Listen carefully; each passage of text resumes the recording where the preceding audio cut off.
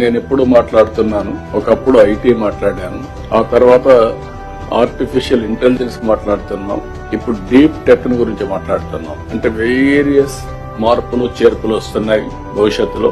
వారి రోజు అగ్రిమెంట్ చేసుకుని ఒక ఎంఓయూ చేశాం.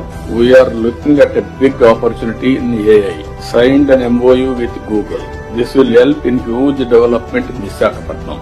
ఈ రోజు వాళ్ళు వచ్చినప్పుడు అంటున్నారు, విశాఖపట్నం మీరు ప్రపోజల్స్ చెప్పిన తర్వాత వెళ్ళాం, ఫస్ట్ హ్యాండ్ కొంచెం సర్వే చేసుకున్నాం, మా లెక్క ప్రకారం one of the best city, we're totally impressed అనే పరిస్థితికి వచ్చారు.